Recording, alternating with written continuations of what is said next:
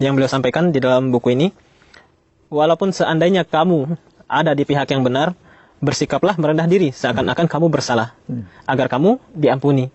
Apa hikmah yang ada di balik nasihat ini? Sebetulnya Allah itu maha besar, maha kuat, maha perkasa, dan dia itu sangat pencemburu. Kalau ada seorang yang angkuh, ria, takabur, ini menjadi musuh Tuhan. Tetapi sebaliknya, orang yang merendah di hadapan Tuhan, ya, ataupun dia merendah di hadapan manusia, itu Tuhan akan mengangkat dia ke langit kemuliaan dan keagungan. Nah, jadi di sini bersikaplah kamu selalu seakan-akan kamu bersalah. Dan selalu kalau kamu kuat, jadi peliharalah, lindungilah orang yang lemah dan kasihanilah terhadap mereka. Ini adalah sifat yang dikatakan rahmaniyah, kasih sayang, ya. Nah, di dalam Nabi Isa alaihissalam pun terkenal dengan sifat yang lemah lembut. Nah, Hazrat Masih Maud sebagai Masih daripada Masih Ibnu Maryam itu pun diberikan suatu sifat yang pemurah, penyayang. Seperti gini, ada satu syair yang katakan, Galian sungkar doa do pakai duk aram do, kiber ki adat jodeko tum dekhau inkisar. Nah, ini bahwa apabila kamu melihat suatu adat kebiasaan takabur, kamu merendah. Apabila mencaci maki, kamu berikan doa. Apabila berbuat jahat, berpeluang dengan kasih sayang. Jadi selalu kebalikannya di situ, kontra, ya.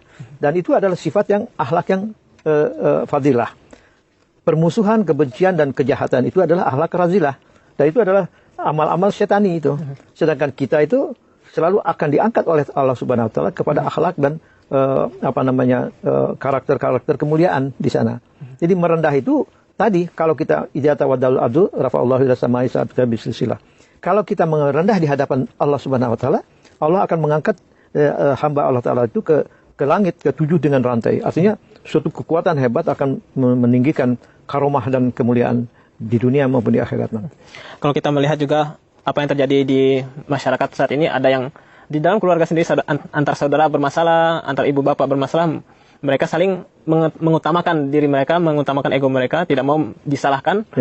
Bahkan sekalipun mereka salah, mereka menganggap diri mereka benar. Mungkin hikmah di sini salah satunya seperti itu. Ya, betul.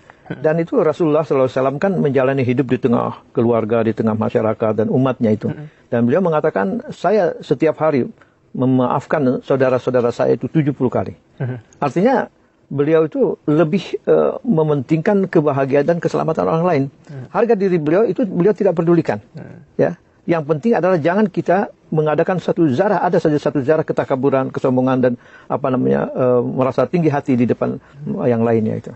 Oke, baik.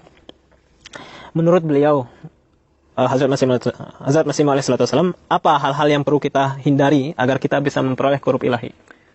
Dikatakan Allah itu maha kudus, bersih, ya.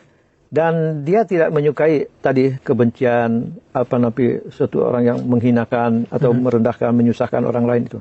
Nah, di sini tujuan beliau itu adalah supaya kita menjadi orang yang saling cinta mencintai. Ya. Nah, karena di dalam kecintaan itu memang manusia itu adalah fitrahnya, ya. Jadi perkara apa saja yang paling benar adalah Allah, yang penuh hikmah adalah Allah, segala puji bagi Allah. Dan di samping itu juga Allah Ta'ala itu maha mengetahui, ya, segala apa yang kita kerjakan dan kita inginkan itu. Baik. Nanti memang kita harus menjauhi kelakuan buruk, seperti yang tadi Bapak telah sampaikan, kelakuan buruk, khianat dan sebagainya macamnya, dan memang kita harus mati di sana. Ya, karena itu innan nafsal amarata bisu. Jadi setiap ada bisikan-bisikan itu, nah kita harus bertauz billah. Kita harus beristighfar atau menyesali dirilah. Nah, makanya dengan tasbih tahmid itu Allah Ta'ala Rasulullah mengatakan bahwa di dalam kita bertahmid saja itu pujian kita dibesarkan Tuhan. Istighfar kita ditutupi diampuni Allah. Kita misalnya mensucikan Allah, kita pun disucikan oleh Allah. Nah, jadi di sini artinya fafirru ilallah. Kembalilah, larilah kepada Tuhan. Mengadulah kepada Dia. Sebab kalau manusia merasa diri paling benar lalu di situ bertengkar mulut, lalu berselisih paham, itu hampir-hampir tidak ada. Jadi innalillahi wa inna ilaihi raji'un, dan kita serahkan kepada Allah. Nah, disitulah terus kita berjalan lagi kepada maksud dan tujuan hidup kita ini. Ya, wa idza marru bil lagwi marru kirama, kan. Kalau kita ada satu perselisihan, pertengkaran, kita hanya qaulu salama saja. Nah, itu jadi dia sangat aman dirinya, tidak menyakiti dan tidak mau disakiti oleh orang lain. Nah, itulah para nabi dan rasul. Biasanya itu beban yang penderitaan yang bagaimanapun beratnya, beliau tidak pernah selalu menyalahkan orang lain, tidak ada. Inni kuntu minadh dhalimin. Saya yang bersalah. Saya yang lemah. Saya yang paling mungkin dalam pandangan mereka itu hina. Yang paling mulia adalah Allah Ta'ala. Oke. Kemudian beliau memberikan nasihat kepada kita, barang siapa tinggal di dalam gejolak api, ia akan diselamatkan dari api itu. Ya. Ini apa ini maksud dengan api di sini? Api itu amarah, ya, perintah-perintah ke arah keburukan. Nah, di dalam diri itu ada, di mata kita ada, telinga, di hati, di pikiran, perasaan itu api selalu. Artinya gairat dan juga nafsu-nafsu keinginan di sana. Sedangkan kita di sana mutu, matikanlah kamu atau matilah kamu, baru nanti kamu akan mendapat kehidupan yang abadi. Jadi di sini sifat-sifat kelemahan manusia, innal insana marakabun bil ismi wa khata. Manusia itu penuh dengan apa? Kelemahan dan kecenderungan pada dosa.